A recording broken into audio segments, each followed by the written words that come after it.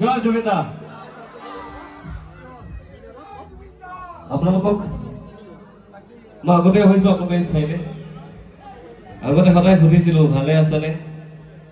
আজি সুধাৰ সেই মুহূৰ্তকণ নাই আমাৰ মাজত জুবিন দাই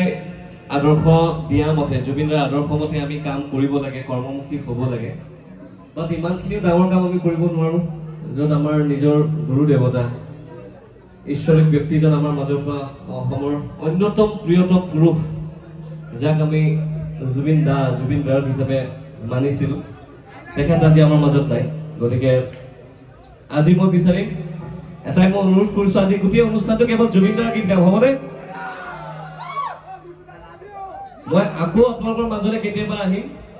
তেতিয়া মোৰ নিজৰ যিখিনি গান আপোনালোকে জনপ্ৰিয় কৰি তুলিছে সেই গীতখিনি গাম আজি কিন্তু প্লিজ অনুৰোধ কৰিছো আজি কেৱল জুবিন দাৰ গান গাম হ'বনে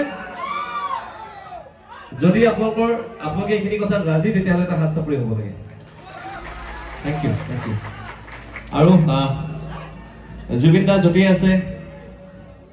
সেই পবিত্ৰ ঠাইৰ পৰা আমালে আশীৰ্বাদ